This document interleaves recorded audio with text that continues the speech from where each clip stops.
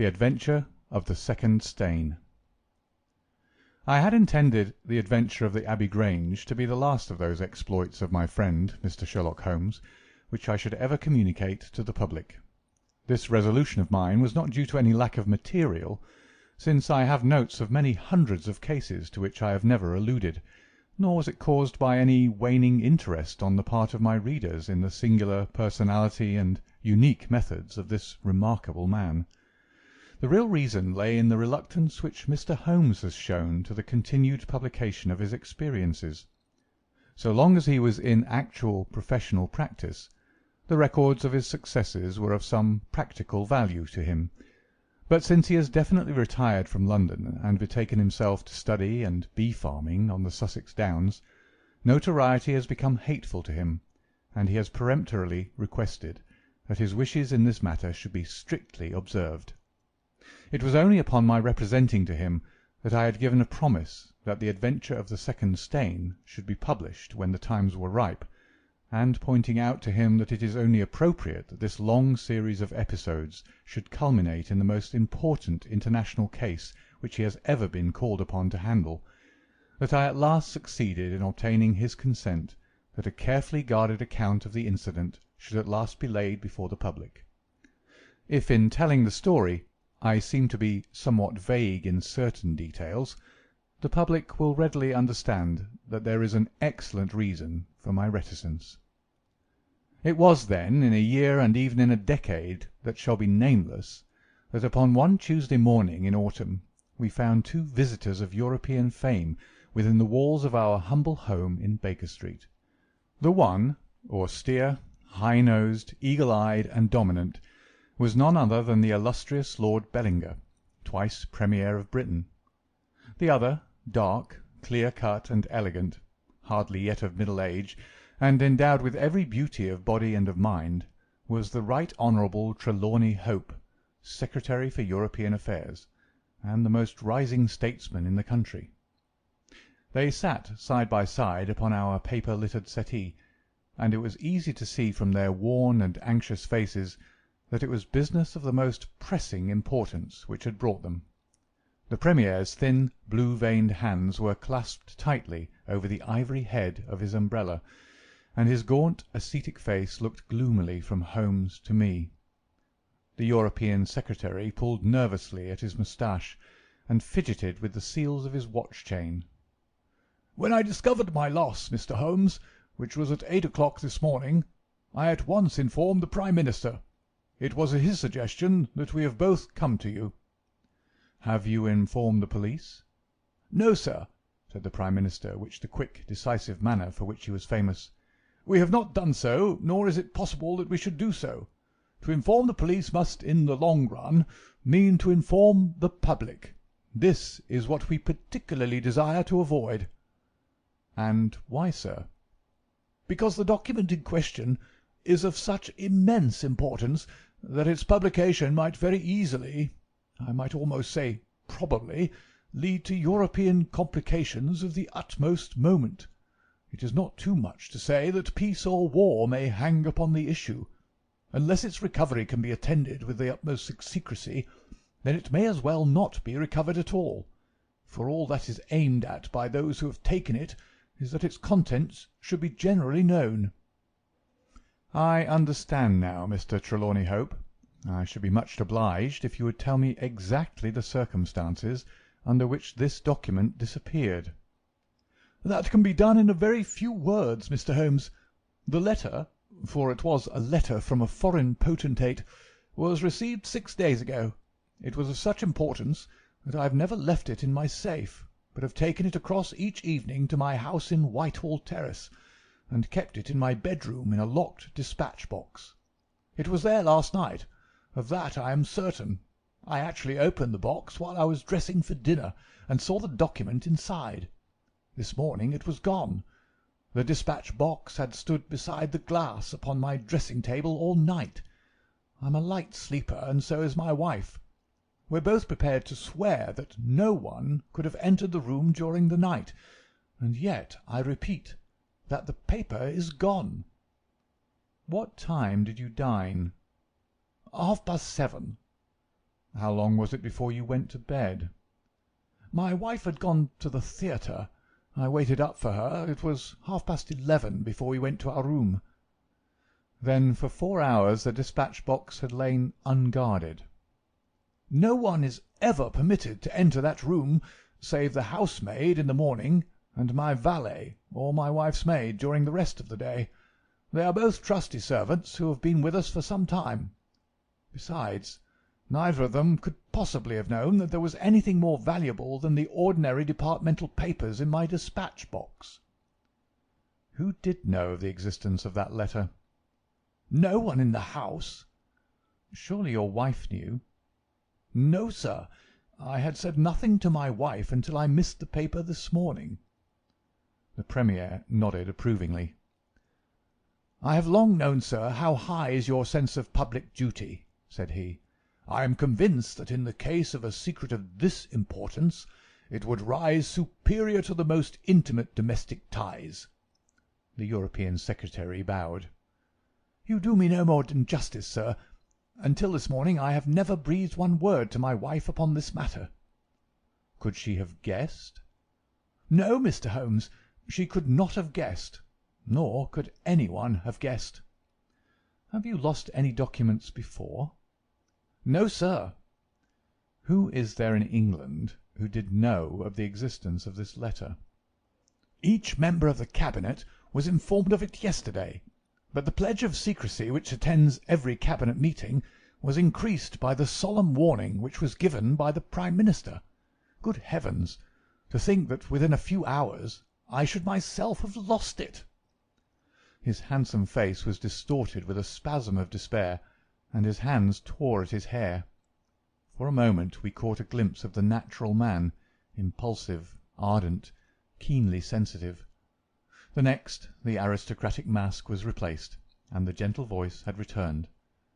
"Besides, the members of the Cabinet there are 2 or possibly 3 departmental officials who know of the letter. No one else in England, Mr. Holmes, I assure you." "But abroad?" "I believe that no one abroad has seen it, save the man who wrote it. I am well convinced that his ministers, that the usual official channels have not been employed." Holmes considered for some little time. "Now, sir, I must ask you more particularly what this document is, and why its disappearance should have such momentous consequences." The two statesmen exchanged a quick glance, and the Premier's shaggy eyebrows gathered in a frown. "Mr. Holmes, the envelope is a long, thin one of pale blue colour. There is a seal of red wax stamped with a crouching lion. It is addressed in large, bold handwriting to—" "I fear, sir," said Holmes, "that interesting and indeed essential as these details are, my inquiries must go more to the root of things. What was the letter?" "That is a state secret of the utmost importance, and I fear that I cannot tell you, nor do I see that it is necessary. If by the aid of the powers which you are said to possess you can find such an envelope as I describe with its enclosure, you will have deserved well of your country, and earned any reward which it lies in our power to bestow." Sherlock Holmes rose with a smile. "You are 2 of the most busy men in the country," said he, "and in my own small way I have also a good many calls upon me. I regret exceedingly that I cannot help you in this matter, and any continuation of this interview would be a waste of time." The Premier sprang to his feet with that quick, fierce gleam of his deep-set eyes before which a cabinet has cowered. "I am not accustomed, sir," he began, but mastered his anger and resumed his seat. For a minute or more we all sat in silence. Then the old statesman shrugged his shoulders. "We must accept your terms, Mr. Holmes. No doubt you are right when it is unreasonable for us to expect you to act unless we give you your entire confidence." "I agree with you," said the younger statesman. "Then I will tell you, relying entirely upon your honour and that of your colleague, Dr. Watson. I may appeal to your patriotism also, for I could not imagine a greater misfortune for the country than that this affair should come out." "You may safely trust us." "The letter, then, is from a certain foreign potentate, who has been ruffled by some recent colonial developments of this country. It has been written hurriedly and upon his own responsibility entirely. Inquiries have shown that his ministers know nothing of the matter. At the same time it is couched in so unfortunate a manner, and certain phrases in it are of so provocative a character, that its publication would undoubtedly lead to a most dangerous state of feeling in this country. There would be such a ferment, sir, that I do not hesitate to say that within a week of the publication of that letter this country would be involved in a great war." Holmes wrote a name upon a slip of paper and handed it to the Premier. "Exactly. It was he, and it is this letter which may well mean the expenditure of 1,000 millions and the lives of 100,000 men, which has become lost in this unaccountable fashion." "Have you informed the sender?" "Yes, sir. A cipher telegram has been dispatched." "Perhaps he desires the publication of the letter." "No, sir. We have strong reason to believe that he already understands that he has acted in an indiscreet and hot-headed manner. It would be a greater blow to him and to his country than to us if this letter were to come out." "If this is so, whose interest is it that the letter should come out? Why should anyone desire to steal it or to publish it?" "There, Mr. Holmes, you take me into regions of high international politics. But if you consider the European situation, you will have no difficulty in perceiving the motive. The whole of Europe is an armed camp. There is a double league which makes a fair balance of military power. Great Britain holds the scales. If Britain were driven into war with one confederacy, it would assure the supremacy of the other confederacy, whether they joined in the war or not. Do you follow?" "Very clearly. It is then the interest of the enemies of this potentate to secure and publish this letter, so as to make a breach between his country and ours." "Yes, sir." "And to whom would this document be sent if it fell into the hands of an enemy?" "To any of the great chancelleries of Europe. It is probably speeding on its way thither at the present instant as fast as steam can take it." Mr. Trelawney Hope dropped his head on his chest and groaned aloud. The Premier placed his hand kindly upon his shoulder. "It is your misfortune, my dear fellow. No one can blame you. There is no precaution which you have neglected. Now, Mr. Holmes, you are in full possession of the facts. What course do you recommend?" Holmes shook his head mournfully. "You think, sir, that unless this document is recovered there will be war?" "I think it is very probable." "Then, sir, prepare for war."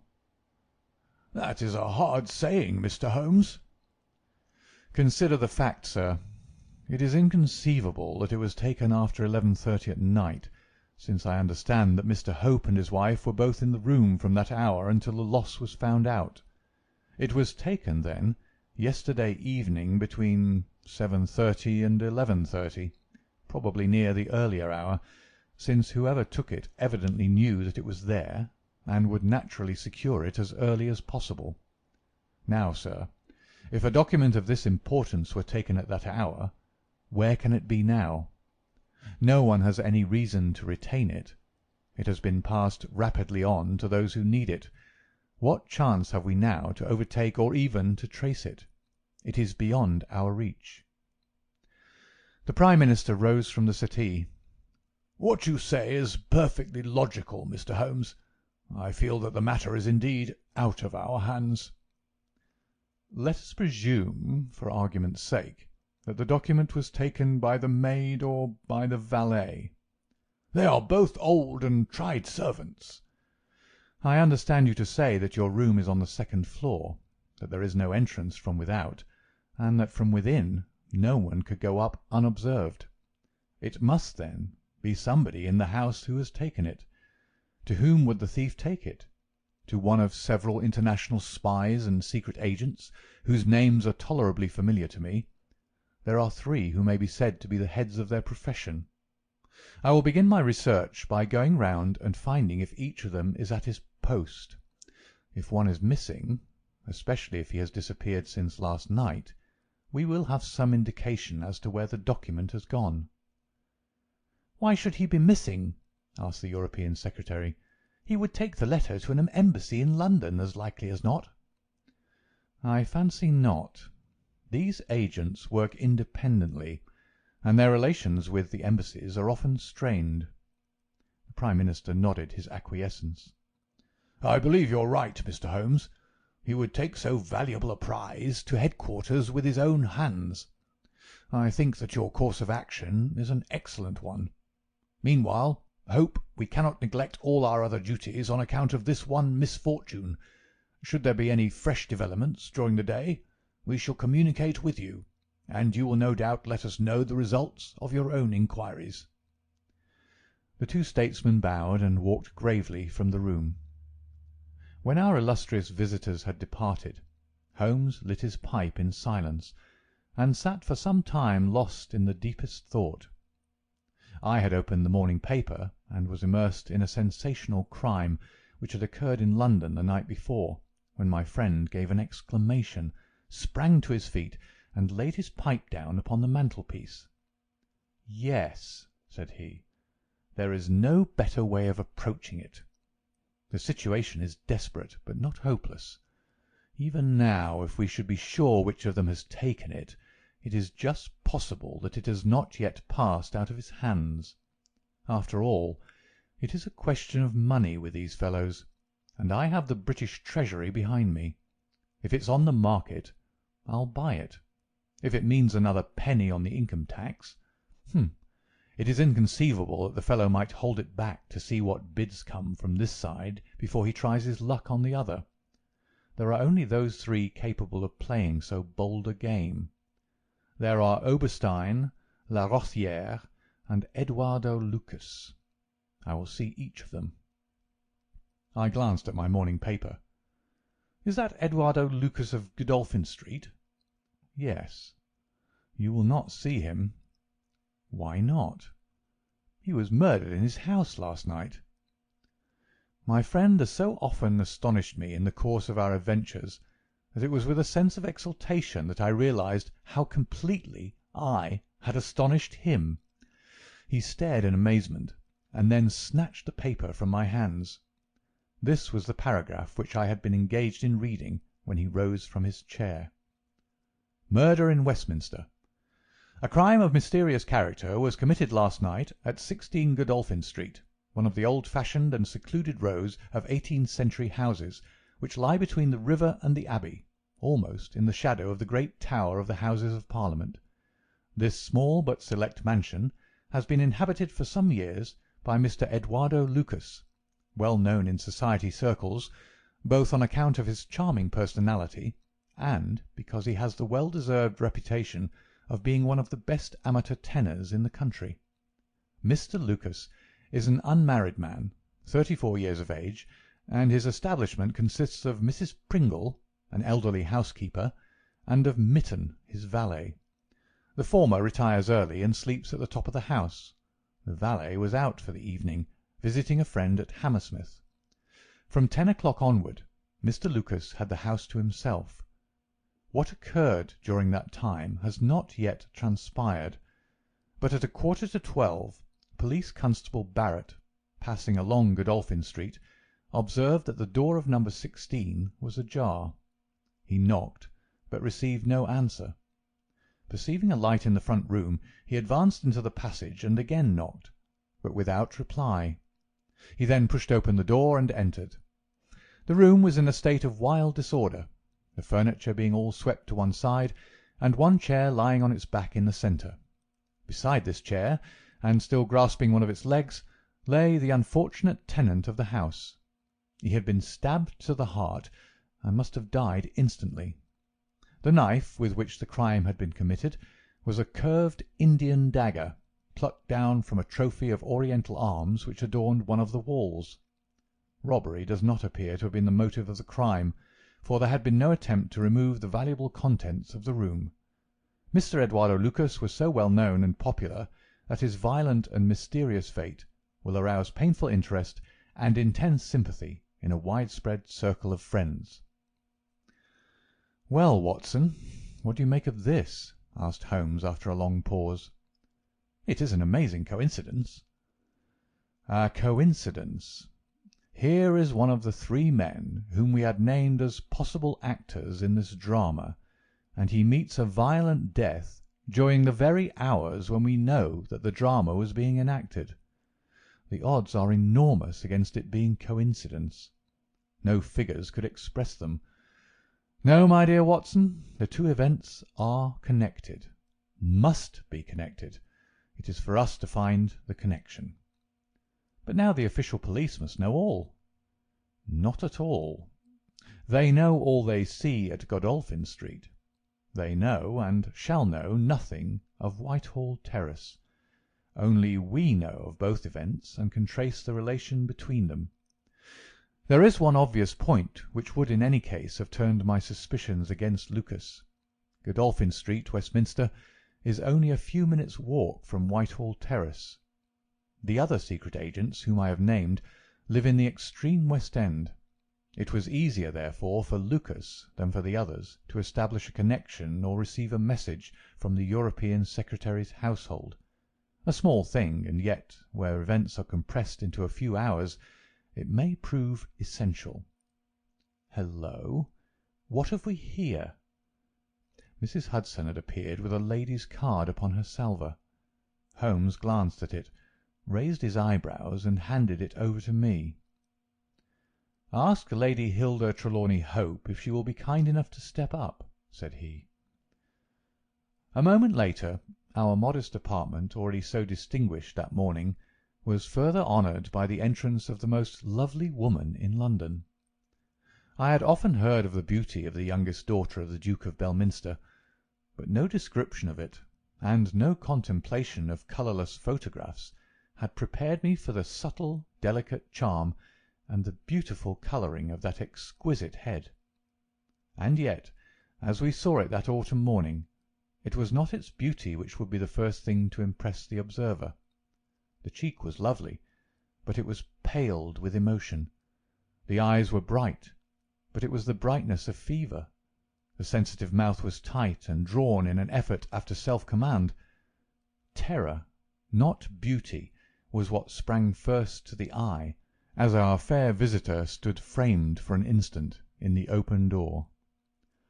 "Has my husband been here, Mr. Holmes?" "Yes, madam, he has been here." "Mr. Holmes, I implore you not to tell him that I came here." Holmes bowed coldly, and motioned the lady to a chair. "Your ladyship places me in a very delicate position. I beg that you will sit down and tell me what you desire, but I fear that I cannot make any unconditional promise." She swept across the room and seated herself with her back to the window.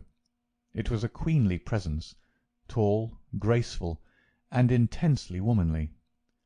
"Mr. Holmes," she said, and her white-gloved hands clasped and unclasped as she spoke, "I will speak frankly to you, in the hopes that it may induce you to speak frankly in return.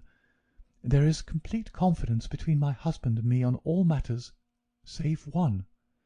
That one is politics. On this his lips are sealed. He tells me nothing. Now, I am aware that there was a most deplorable occurrence in our house last night. I know that a paper has disappeared, but because the matter is political, my husband refuses to take me into his complete confidence. Now it is essential, I say, that I should thoroughly understand it. You are the only other person, save only these politicians, who knows the true facts. I beg you, then, Mr. Holmes, to tell me exactly what has happened and what it will lead to. Tell me all, Mr. Holmes.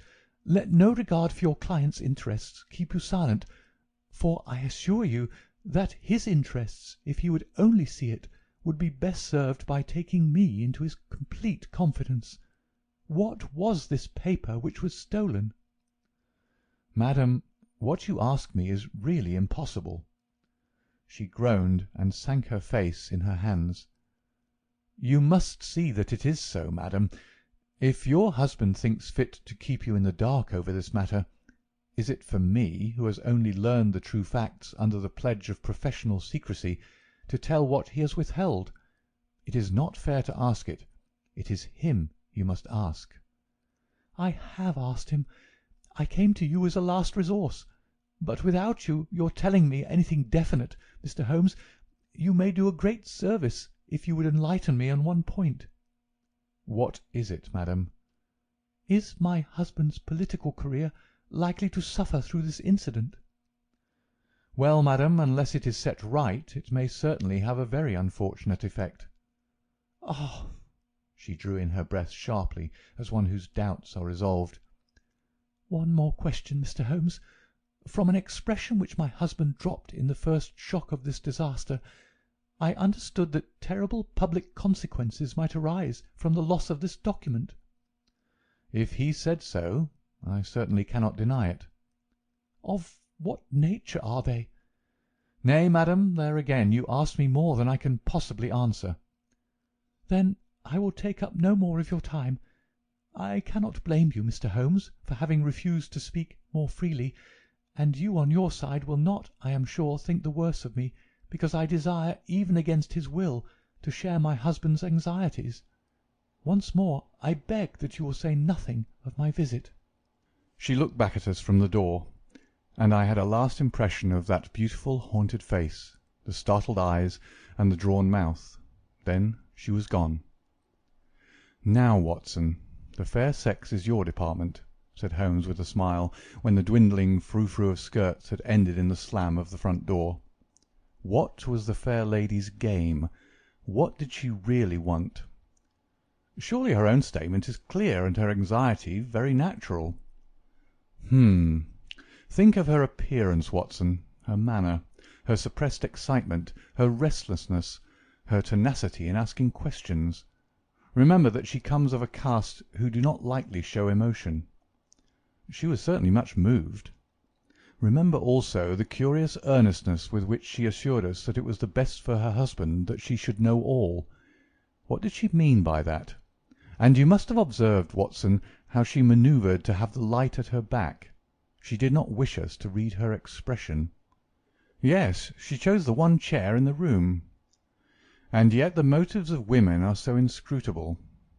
You remember the woman at Margate whom I suspected for the same reason? No powder on her nose.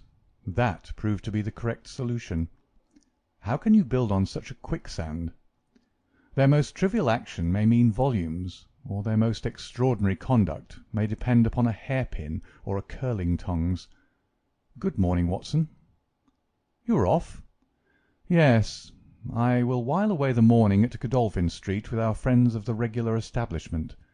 With Eduardo Lucas lies the solution of our problem, though I must admit that I have not an inkling as to what form it may take. It is a capital mistake to theorize in advance of the facts. Do you stay on guard, my good Watson, and receive any fresh visitors. I'll join you at lunch if I am able." All that day, and the next, Holmes was in a mood which his friends would call taciturn, and others morose. He ran out and ran in, smoked incessantly, played snatches on his violin, sank into reveries, devoured sandwiches at irregular hours, and hardly answered the casual questions which I put to him. It was evident to me that things were not going well with him or his quest. He would say nothing of the case, and it was from the papers that I learned the particulars of the inquest, and the arrest with the subsequent release of John Mitten, the valet of the deceased. The coroner's jury brought in the obvious wilful murder, but the parties remained as unknown as ever. No motive was suggested. The room was full of articles of value, but none had been taken. The dead man's papers had not been tampered with. They were carefully examined, and showed that he was a keen student of international politics, an indefatigable gossip, a remarkable linguist, and an untiring letter-writer. He had been on intimate terms with the leading politicians of several countries, but nothing sensational was discovered among the documents which filled his drawers. As to his relations with women, they appeared to have been promiscuous but superficial.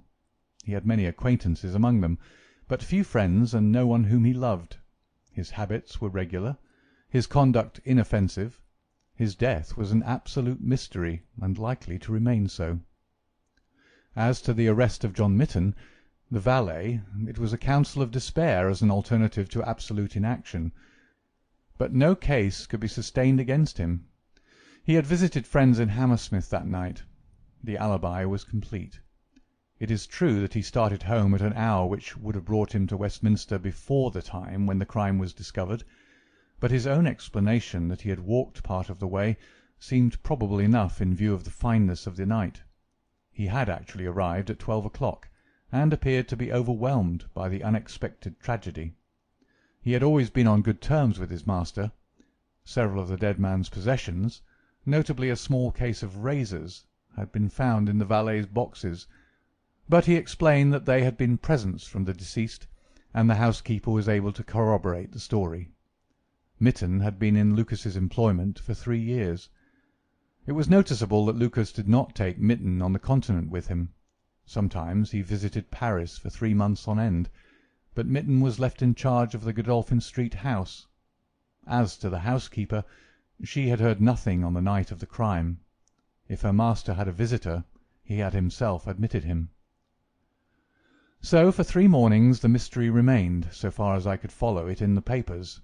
If Holmes knew more, he kept his own counsel. But as he told me that Inspector Lestrade had taken him into his confidence in the case, I knew that he was in close touch with every development. Upon the 4th day there appeared a long telegram from Paris, which seemed to solve the whole question. "A discovery has just been made by the Parisian police," said the Daily Telegraph, "which raises the veil which hung around the tragic fate of Mr. Eduardo Lucas, who met his death by violence last Monday night at Godolphin Street, Westminster. Our readers will remember that the deceased gentleman was found stabbed in his room, and that some suspicion attached to his valet, but that the case broke down on an alibi. Yesterday a lady who has been known as Madame Henri Forney, occupying a small villa in the Rue Austerlitz, was reported to the authorities by her servants as being insane. An examination showed she had indeed developed mania of a dangerous and permanent form. On inquiry, the police have discovered that Madame Henri Forney only returned from a journey to London on Tuesday last, and there is evidence to connect her with the crime at Westminster.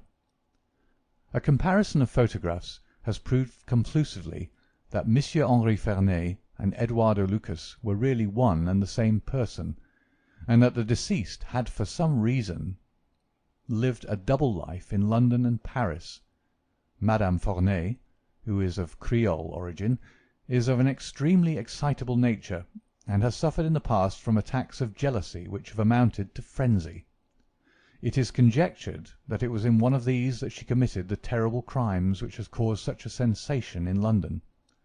Her movements upon the Monday night have not yet been traced, but it is undoubted that a woman answering to her description attracted much attention at Charing Cross Station on Tuesday morning by the wildness of her appearance and the violence of her gestures. It is probable, therefore, that the crime was either committed when insane, or that its immediate effect was to drive the unhappy woman out of her mind. At present she is unable to give any coherent account of the past, and the doctors hold out no hopes of the re-establishment of her reason. There is evidence that a woman who might have been Madame Forney was seen for some hours upon Monday night, watching the house in Godolphin Street. What do you think of that, Holmes? I had read the account aloud to him while he finished his breakfast. "My dear Watson," said he, as he rose from the table and paced up and down the room, "you are most long-suffering, but if I have told you nothing in the last 3 days, it is because there is nothing to tell. Even now this report from Paris does not help us much. Surely it is final as regards the man's death. The man's death is a mere incident, a trivial episode, in comparison with our real task, which is to trace this document and save a European catastrophe. Only one important thing has happened in the last 3 days, and that is that nothing has happened. I get reports almost hourly from the government, and it is certain that nowhere in Europe is there any sign of trouble. Now, if this letter were loose, No, it can't be loose. But if it isn't loose, where can it be? Who has it? Why is it held back? That's the question that beats in my brain like a hammer. Was it indeed a coincidence that Lucas should meet his death on the night when the letter disappeared? Did the letter ever reach him? If so, why is it not among his papers? Did this mad wife of his carry it off with her? If so, is it in her house in Paris? How could I search for it without the French police having their suspicions aroused? It is a case, my dear Watson, where the law is as dangerous to us as the criminals are. Every man's hand is against us, and yet the interests at stake are colossal. Should I bring it to a successful conclusion, it will certainly represent the crowning glory of my career. Ah, here is my latest from the front." He glanced hurriedly at the note which had been handed in. "Hullo! Lestrade seems to have observed something of interest. Put on your hat, Watson, and we will stroll down together to Westminster."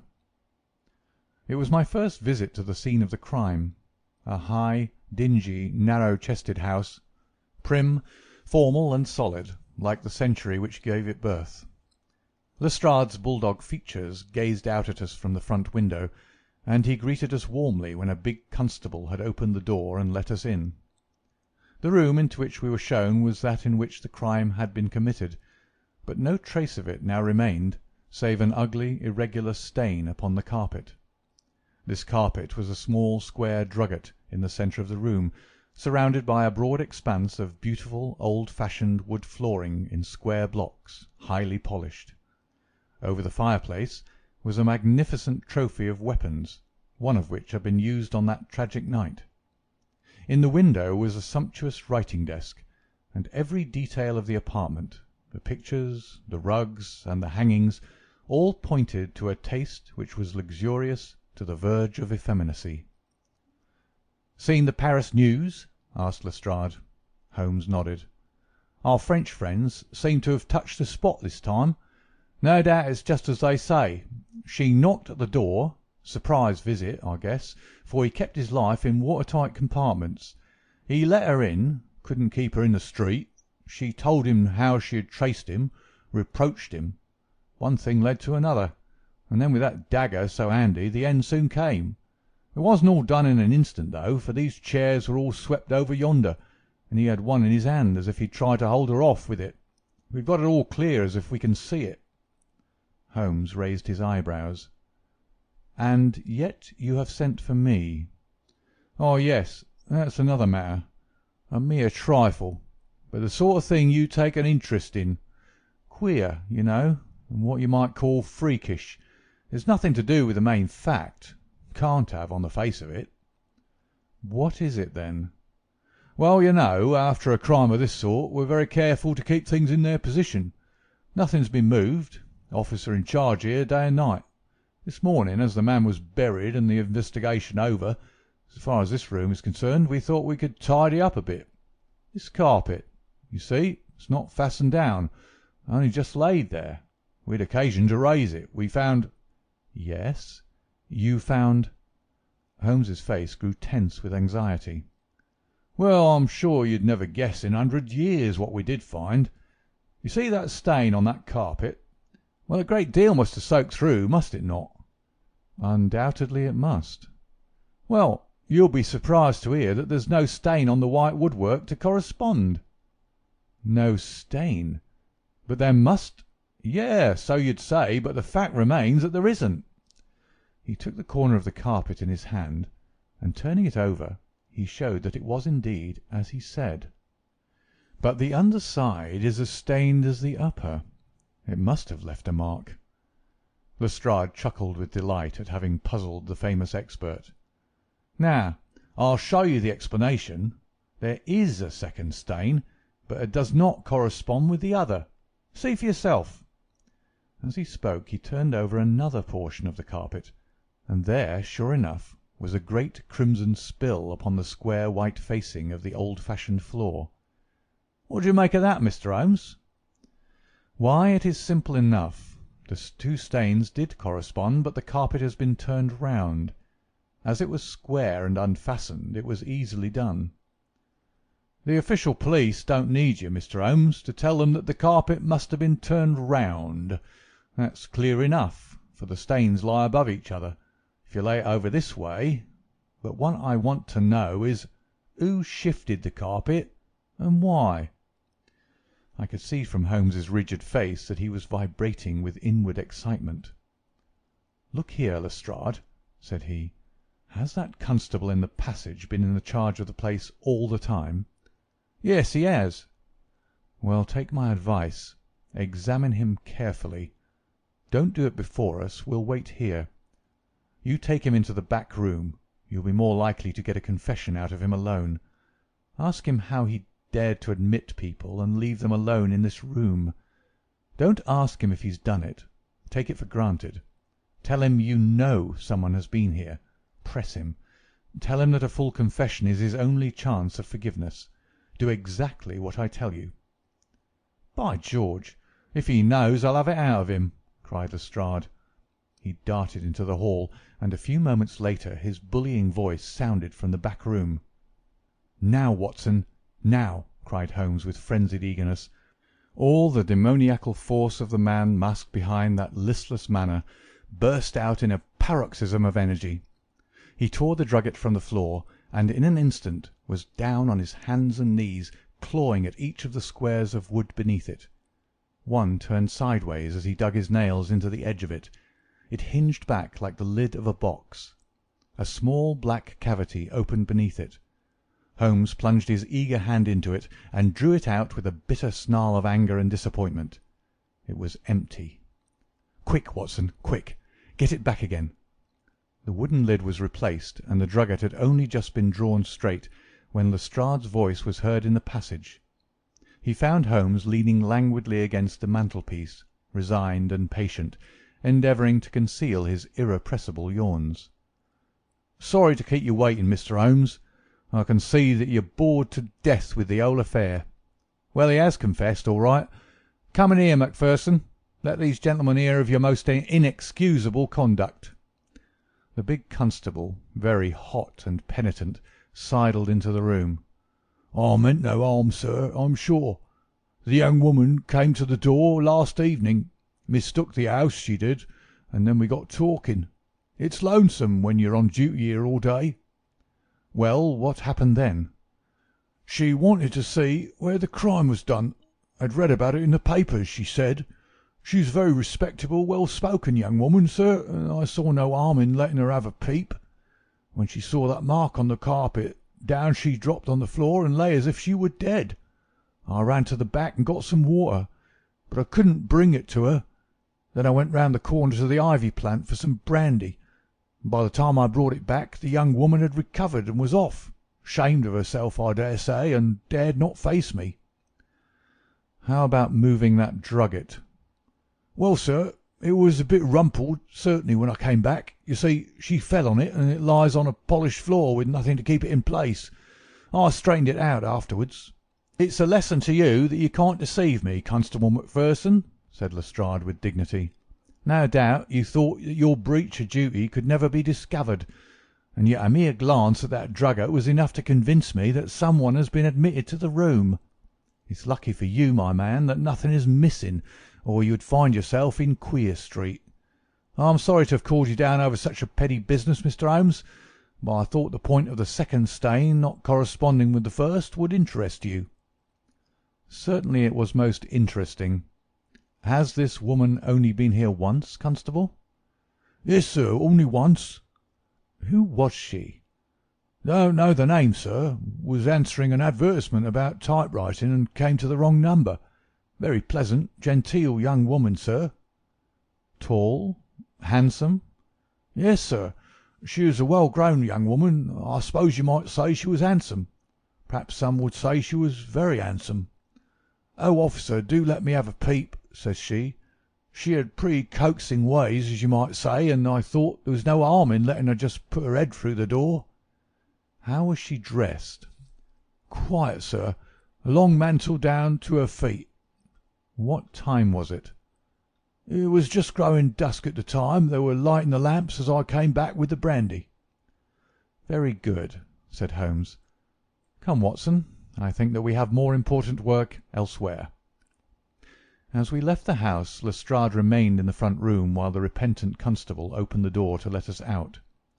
Holmes turned on the step and held up something in his hand. The constable stared intently. "Good Lord, sir!" he cried with amazement on his face. Holmes put his fingers on his lips, replaced his hand in his breast pocket, and burst out laughing as we turned down the street. "Excellent," said he. "Come, friend Watson, the curtain rings up for the last act. You will be relieved to hear that there will be no war, that the Right Honourable Trelawney Hope will suffer no setback in his brilliant career, that the indiscreet sovereign will receive no punishment for his indiscretion, that the Prime Minister will have no European complication to deal with, and that with a little tact and management upon our part, nobody will be a penny the worse for what might have been a very ugly incident." My mind filled with admiration for this extraordinary man. "You've solved it!" I cried. "Hardly that, Watson. There are some points which are as dark as ever, but we have so much that it will be our own fault if we cannot get the rest. We will go straight to Whitehall Terrace and bring the matter to a head." When we arrived at the residence of the European Secretary, it was for Lady Hilda Trelawney Hope that Sherlock Holmes inquired. We were shown into the morning-room. "Mr. Holmes," said the lady, and her face was pink with her indignation, "this is surely most unfair and ungenerous upon your part. I desired, as I have explained, to keep my visit to you a secret, lest my husband should think that I was intruding into his affairs, and yet you compromise me by coming here and so showing that there are business relations between us."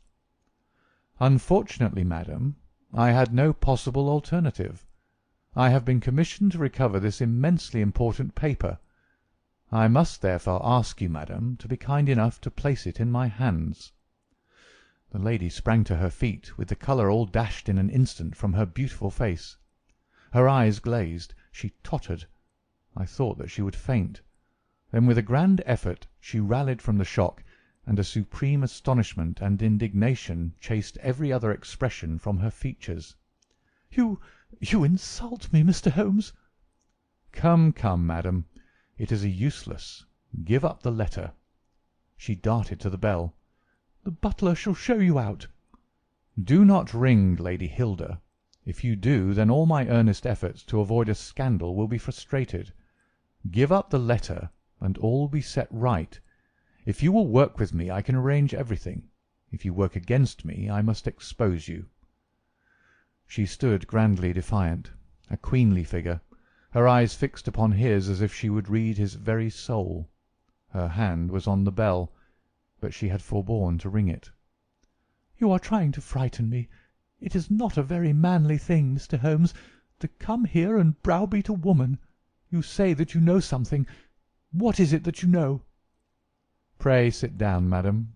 You will hurt yourself there if you fall. I will not speak until you sit down. Thank you." "I give you 5 minutes, Mr. Holmes." "One is enough, Lady Hilda. I know of your visit to Eduardo Lucas, of your giving him this document, of your ingenious return to the room last night, and of the manner in which you took the letter from the hiding-place under the carpet." She stared at him with an ashen face, and gulped twice before she could speak. "You are mad, Mr. Holmes. You are mad!" she cried at last. He drew a small piece of cardboard from his pocket. It was the face of a woman cut out of a portrait. "I have carried this because I thought it might be useful," said he. "The policeman has recognized it." She gave a gasp, and her head dropped back in the chair. "Come, Lady Hilda, you have the letter. The matter may still be adjusted. I have no desire to bring trouble to you. My duty ends when I have returned the lost letter to your husband. Take my advice and be frank with me. It is your only chance." Her courage was admirable. Even now she would not own defeat.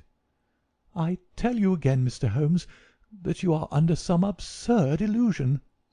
Holmes rose from his chair. "I am sorry for you, Lady Hilda. I have done my best for you. I can see that it is all in vain." He rang the bell. The butler entered. "Is Mr. Trelawney Hope at home?" "He will be home, sir, at 1:15. Holmes glanced at his watch. "Still a quarter of an hour," said he. "Very good. I shall wait." The butler had hardly closed the door behind him when Lady Hilda was down on her knees at Holmes's feet, her hands outstretched, her beautiful face upturned and wet with her tears.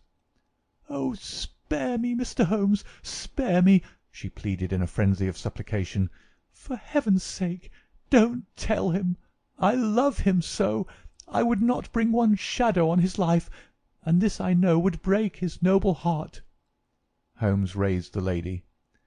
"I am thankful, madam, that you have come to your senses even at this last moment. There is not an instant to lose. Where is the letter?" She darted across to a writing-desk, unlocked it, and drew out a long blue envelope. "Here it is, Mr. Holmes. Would to heaven I had never seen it." "How can we return it?" Holmes muttered. "Quick, quick, we must think of some way. Where is the dispatch-box?" "Still in his bedroom." "What a stroke of luck! Quick, madam, bring it here." A moment later she had appeared with a red flat box in her hand. "How did you open it before? You have a duplicate key?" "Yes, of course you have. Open it." From out of her bosom Lady Hilda had drawn a small key. The box flew open. It was stuffed with papers. Holmes thrust the blue envelope deep down into the heart of them, between the leaves of some other document. The box was shut, locked, and returned to the bedroom. "Now we are ready for him," said Holmes. "We have still 10 minutes. I am going far to screen you, Lady Hilda. In return you will spend the time in telling me frankly the real meaning of this extraordinary affair." "Mr. Holmes, I will tell you everything," cried the lady. "Oh, Mr. Holmes, I would cut off my right hand before I gave him a moment of sorrow. There is no woman in all London who loves her husband as I do, and yet if he knew how I have acted, how I have been compelled to act, he would never forgive me. For his own honour stands so high that he could not forget or pardon a lapse in another. Help me, Mr. Holmes. My happiness, his happiness, our very lives are at stake." "Quick, madam, the time grows short."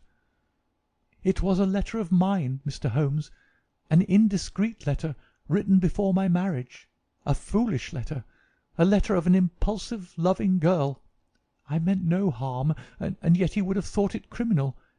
Had he read that letter his confidence would have been forever destroyed. It is years since I wrote it. I had thought that the whole matter was forgotten. Then at last I heard from this man Lucas that it had passed into his hands, and that he would lay it before my husband. I implored his mercy. He said that he would return my letter if I would bring him a certain document which he described in my husband's despatch-box. He had some spy in the office who had told him of its existence. He assured me that no harm would come to my husband. Put yourself in my position, Mr. Holmes. What was I to do?" "Take your husband into your confidence." "I could not, Mr. Holmes. I could not. On the one side seemed certain ruin.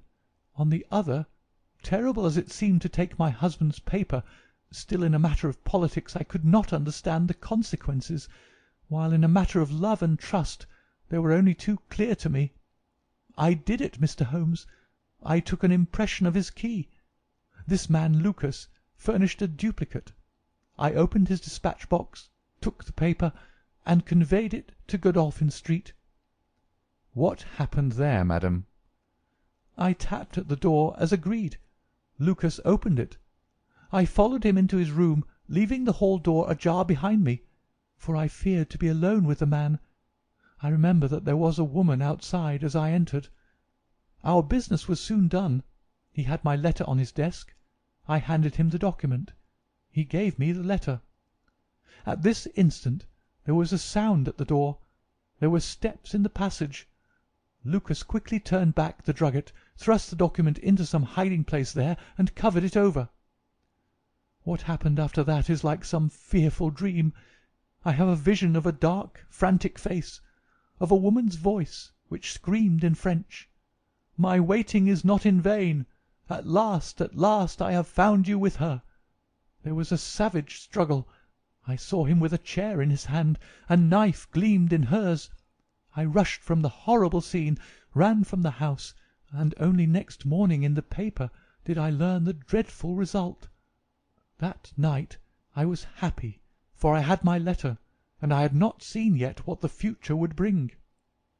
It was the next morning that I realized that I had only exchanged one trouble for another. My husband's anguish at the loss of his paper went to my heart. I could hardly prevent myself from there and then kneeling down at his feet and telling him what I had done. But that again would mean a confession of the past. I came to you that morning in order to understand the full enormity of my offence. From the instant that I grasped it, my whole mind was turned to the one thought of getting back my husband's paper.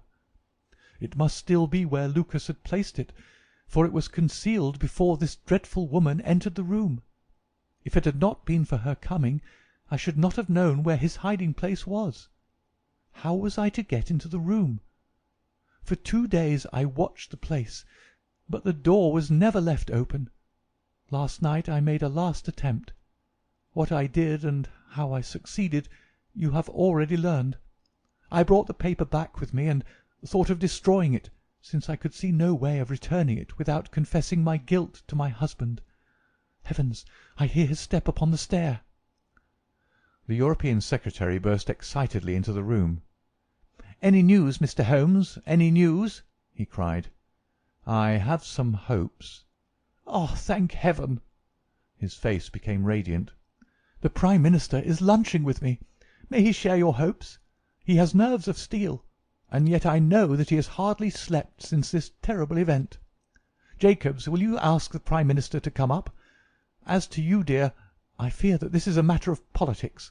We will join you in a few minutes in the dining-room."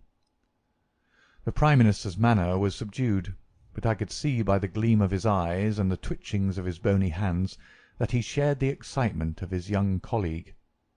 "I understand that you have something to report, Mr. Holmes." "Purely negative as yet," my friend answered. "I have inquired at every point where it might be, and I am sure that there is no danger to be apprehended." "But that is not enough, Mr. Holmes. We cannot live forever on such a volcano. We must have something definite." "I am in hopes of getting it. That is why I am here. The more I think of the matter, the more convinced I am that the letter has never left this house." "Mr. Holmes!" "If it had, it would have certainly been public by now." "But why should anyone take it in order to keep it in this house?" "I am not convinced that anyone did take it." "Then how could it leave the dispatch-box?" "I am not convinced that it ever did leave the dispatch-box." "Mr. Holmes, this joking is very ill-timed. You have my assurance that it left the box." "Have you examined the box since Tuesday morning?" "No, it was not necessary." "You may conceivably have overlooked it." "Impossible, I say." "But I am not convinced of it. I have known such things to happen. I presume there are other papers there. Well, it may have got mixed up with them." "It was on the top." "Someone may have shaken the box and displaced it." "No, no, I had everything out." "Surely it is easily decided, Hope," said the Premier. "Let us have the dispatch-box brought in." The secretary rang the bell. "Jacobs, bring down my dispatch-box. This is a farcical waste of time, but still, if nothing else will satisfy you, it shall be done. Thank you, Jacobs. Put it here. I have always had the key on my watch-chain. Here are the papers, you see. Letter from Lord Merrow, report from Sir Charles Hardy, memorandum from Belgrade, note on the Russo-German grain taxes, letter from Madrid, note from Lord Flowers. Good heavens! What is this? Lord Bellinger! Lord Bellinger!" The Premier snatched the blue envelope from his hand. "Yes, it is it. And the letter is intact, Hope. I congratulate you." "Thank you, thank you. What a weight from my heart. But this is inconceivable. Impossible. Mr. Holmes, you're a wizard, a sorcerer. How did you know it was there?" "Because I knew it was nowhere else." "I cannot believe my eyes." He ran wildly to the door. "Where is my wife? I must tell her all is well. Hilda! Hilda!" We heard his voice on the stairs. The Premier looked at Holmes with twinkling eyes. "Come, sir," said he, "there is more than this that meets the eye. How came the letter back in the box?" Holmes turned away smiling from the keen scrutiny of those wonderful eyes. "We also have our diplomatic secrets," said he, and picking up his hat, he turned to the door. End of the adventure of the second stain.